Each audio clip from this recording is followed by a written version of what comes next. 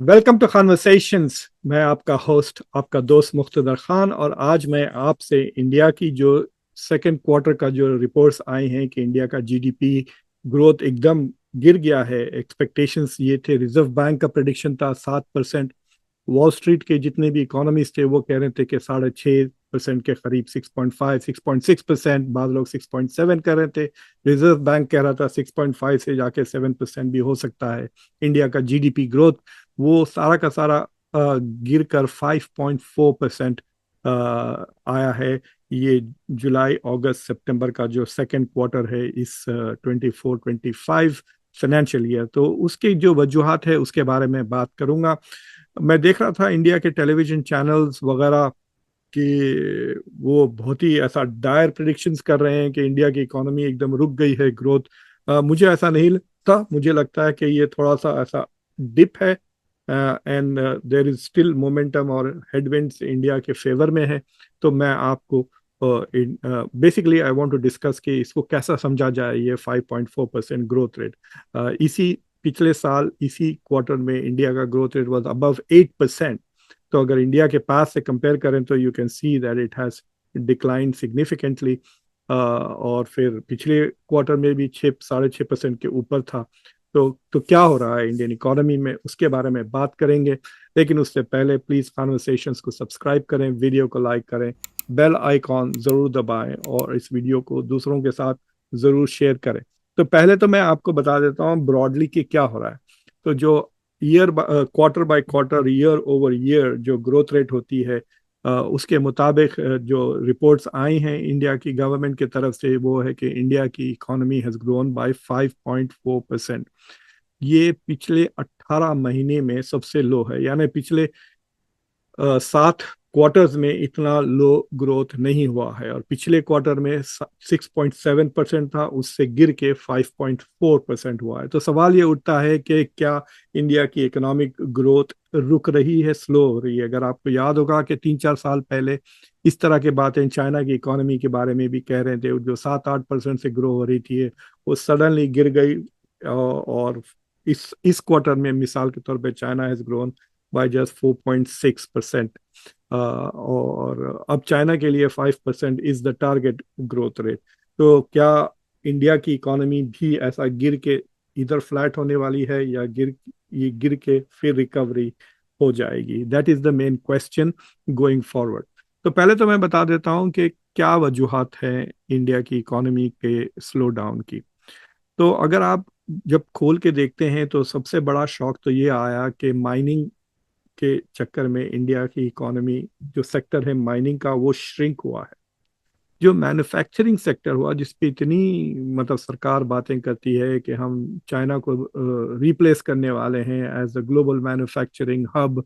हम China plus one में, it is China plus India, इतना मतलब पिछले 1.5 साल से हम सुन रहे हैं, सप्लाई चेन ये वो, आईफोन्स बन रहे हैं इंडिया में। But anyway the growth of manufacturing was only 2.2% था इस क्वार्टर में। और जो पॉजिटिविटी जो नजर आ रही है वो एग्रीकल्चरल सेक्टर में है, जो 3.5%, वो भी ऐसा कोई खास नहीं है, but 3.5% it is better than previous quarters. इसकी वजह शायद ये हो रही है कि लोगों को जो जॉब्स नहीं मिल रहे हैं शहरों में, वो वापस गांव चले गए हैं।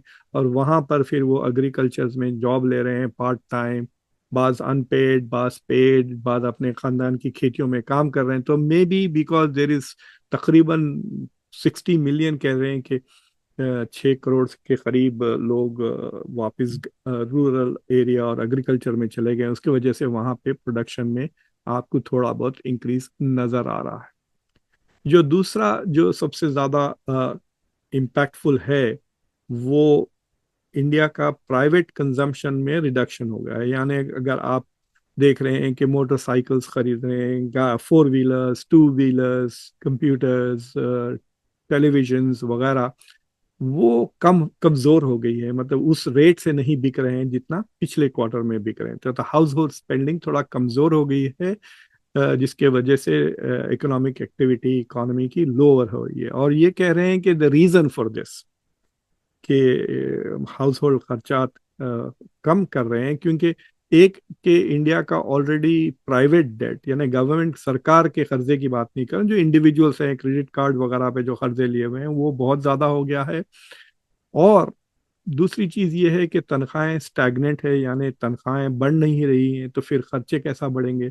और फिर अनएम्प्लॉयमेंट भी बढ़ रहा है इंडिया में, खास तौर से यूथ अनएम्प्लॉयमेंट में। यूजुअली स्पेंडिंग जो है सो एटलीस्ट अमेरिका में जो लोग 30-35 से लेके 55, ये दिस इज द मतलब एज ग्रुप जो वो सबसे ज्यादा खर्च करते हैं। अगर आपके वेजेस नहीं बढ़ रहे हैं और अगर यूथ के को जॉब्स ही नहीं मिल रहे हैं तो ऑब्वियसली हाउस होल्ड इनकम कम रहेगा। कहते हैं कि इस बार मानसून्स भी मतलब काफी इरेगुलर थे, जिसके वजह से एग्रीकल्चरल प्रोडक्ट, हालांकि वो बड़ा है एग्रीकल्चरल सेक्टर, के रिकवरी बहुत ही मॉडेस्ट रही है। यानी और अगर बारिश ठीक ठाक होती तो शायद एग्रीकल्चरल सेक्टर में ज्यादा ग्रोथ आपको नजर आता। दो बड़े वजूहात ये है, एक तो कि ग्लोबली डिक्लाइन हो रहा है, मतलब हर जगह यू कैन सी इकोनॉमी, सिर्फ चाइना की economy did well this quarter, 4.6% की ग्रोथ हुई, और अमेरिका की it's doing phenomenally well. America की इकोनॉमी इतनी अच्छी कई सालों से नहीं रही, हालांकि अमेरिका में भी इन्फ्लेशन है, अमेरिका में भी बाज़ जगह a vast segment of the community is very unhappy with inflation और wage stagnation, जिसके वजह से वो बड़े नाखुश थे पिछले 2 साल से विद जो बाइडेन की हुकूमत। लेकिन फिर भी अनएम्प्लॉयमेंट हिस्टोरिकली लो है, और थोड़ा बहुत कम हो रहा है इन्फ्लेशन, और मैन एक्सपोर्ट्स वगैरह तो बढ़ रहे हैं अमेरिका के।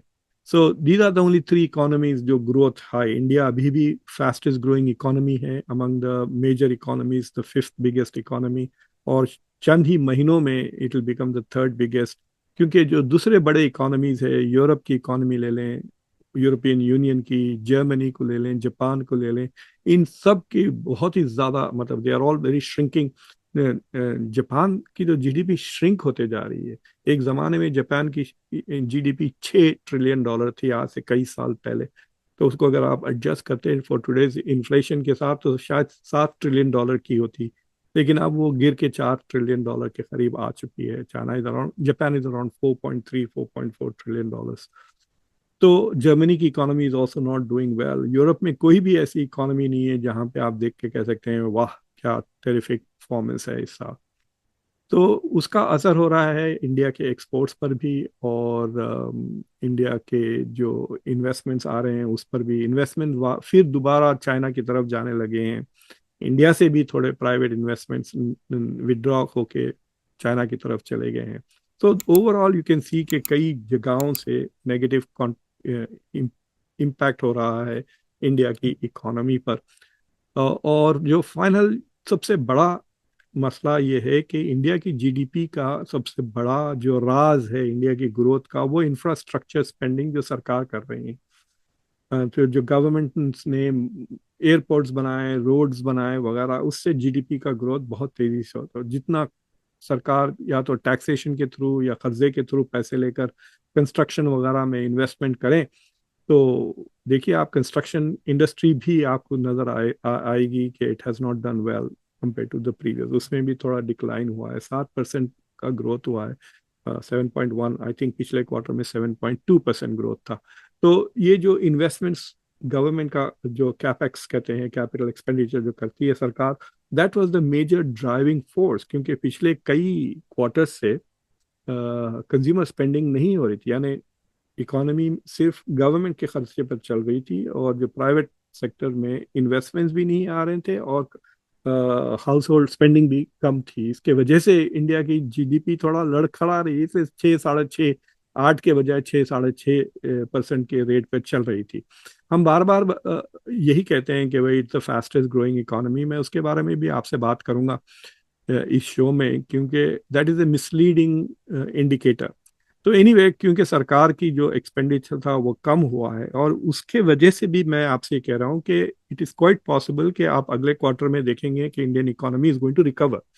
ये हो सकता है कि India might still overall hit 6.5% growth for the whole year, क्योंकि अभी 2 क्वार्टर और बाकी है इस कैलेंडर, इस फाइनेंशियल ईयर में। और सरकार के पास टाइम है टू इंक्रीज स्पेंडिंग। देखिए, क्योंकि इंडिया में लोकसभा के इलेक्शंस हुए थे, और लोकसभा के इलेक्शंस के अपेरेंटली रूल्स ये हैं कि गवर्नमेंट बड़े प्रोजेक्ट्स अनाउंस नहीं कर सकती इलेक्शन अनाउंस होने के बाद। तो कई महीने तक during the election period Indian government ने कैपिटल एक्सपेंडिचर और आउटले नहीं कर सका, और वो नजर आ रहा है कि India has spent very little compare to previous years in capital expenditure. तो जो गवर्नमेंट के इन्वेस्टमेंट्स है वो बहुत ही कम हो गए हैं, अब वो तेजी से बढ़ेंगे। और क्योंकि अब सरकार आ गई है, इलेक्शन हो गए हैं, वो जो मॉरेटोरियम था ऑन अनाउंसिंग न्यू प्रोजेक्ट्स वो नहीं है।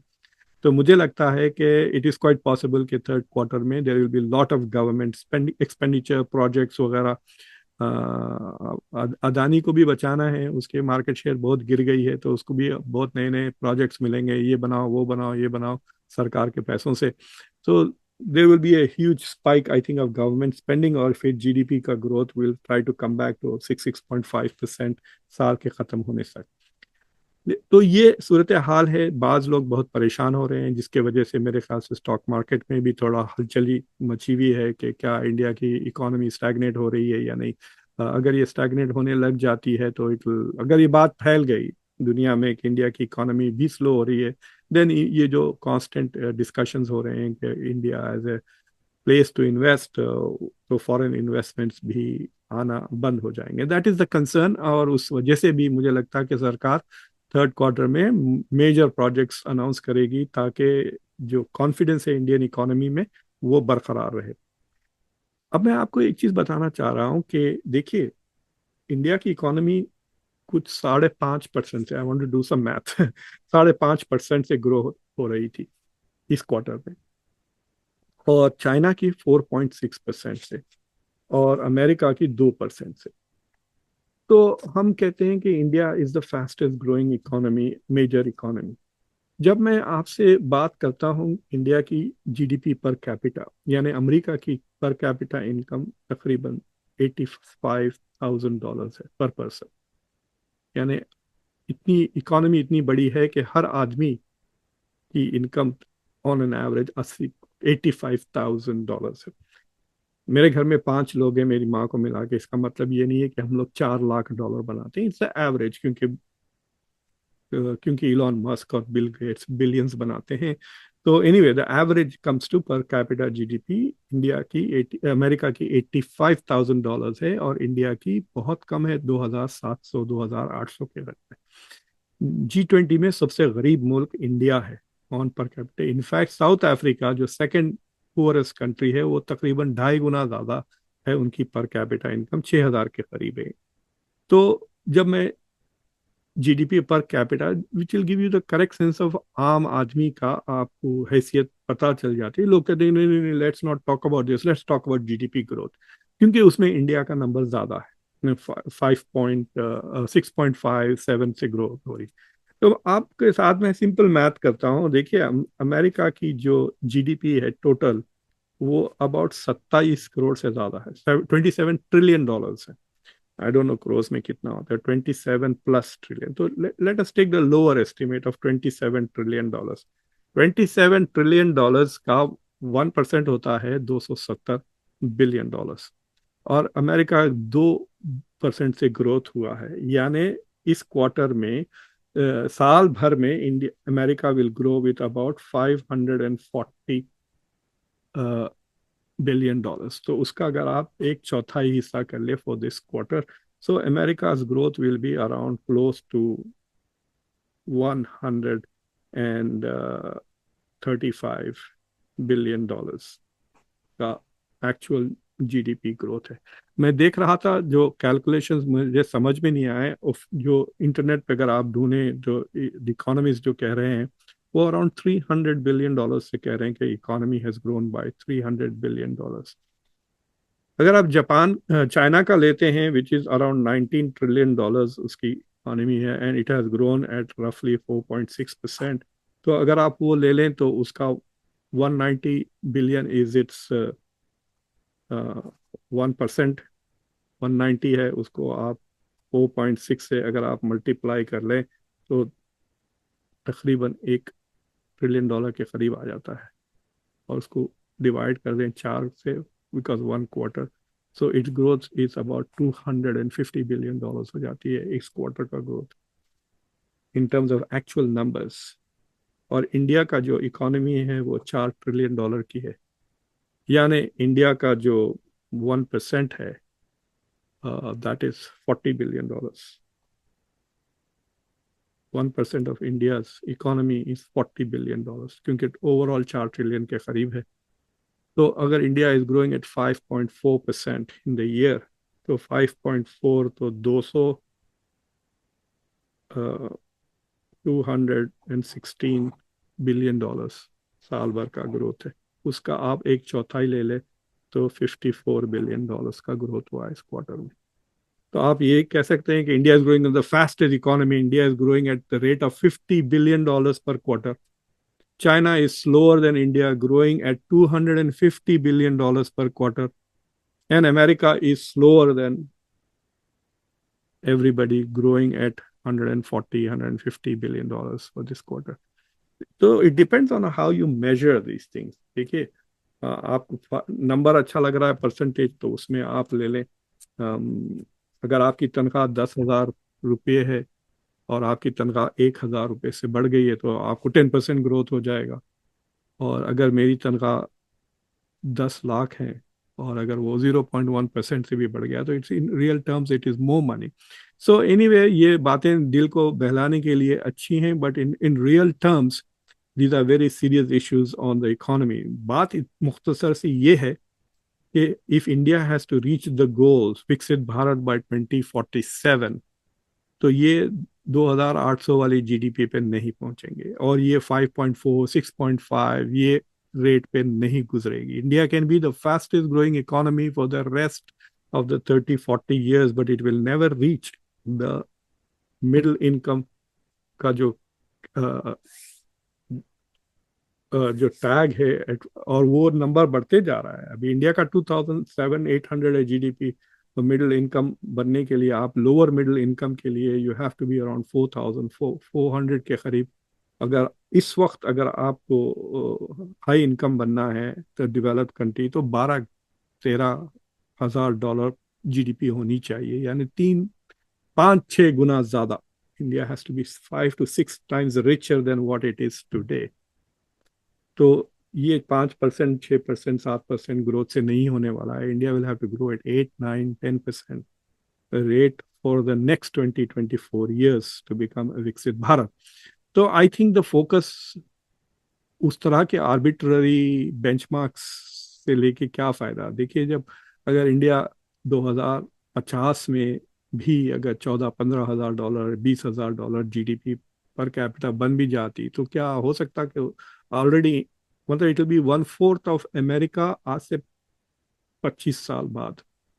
यानी अमेरिका की जो आज हैसियत है उसका एक चौथाई हिस्सा India will reach in 25 more years if it continues to grow at very high pace, वो 8-9% ग्रोथ रेट से।